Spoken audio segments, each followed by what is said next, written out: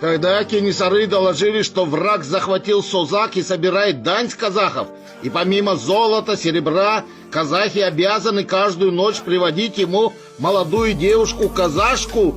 То кенесары бросил все свои государственные дела, быстро собрал воинов и выехал в Созак. Когда захватчику Созак доложили, что приехал Кенесары-хан и его сарбазы, он не поверил и был в шоке и парализован от страха. Кенесары-хан и войско сходу разбило войско неприятелей, отрезали голову этому прелюбодею, нечестивцу. За честь девушек они преодолели расстояние за 6 дней. Они спешили, потому что каждую ночь осквернялась честь молодой девушки-казашки. Казахи именно за это любили Кенесары хана, потому что он знал, что честь девушек – это честь нации. Он стал последним ханом, который поднял народ на борьбу за свободу. Кенесары хан. История, которую должен знать каждый. 19 век. Казахская степь оказывается под давлением Российской империи. Одна за другой строятся крепости, а казахские земли переходят под чужой контроль. Народ теряет свободу, а ханы – власть. И тогда появляется он, Кенесары Касымулы, последний хан казахского ханства. Человек, который бросил вызов империи.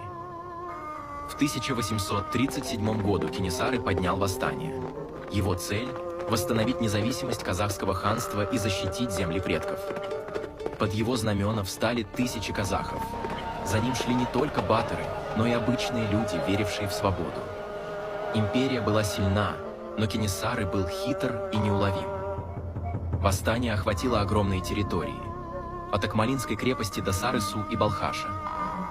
Кенесары умело использовал партизанскую тактику, нападая на отряды противника и быстро уходя в степь.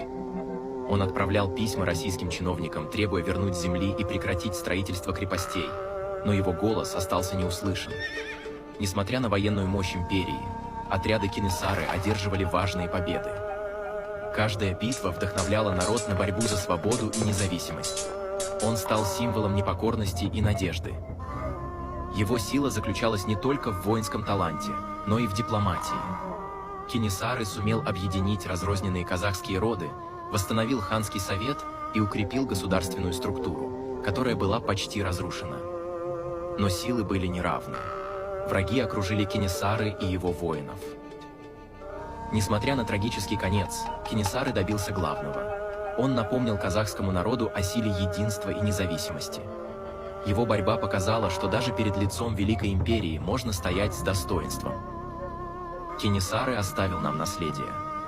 Веру в свои силы, сплоченность и идею, что свобода – это высшая ценность, ради которой стоит бороться. Кенесары хан – не просто историческая личность. Он символ борьбы за свободу и независимость казахского народа. Его подвиг напоминает нам: свобода – это то, что нужно защищать всегда.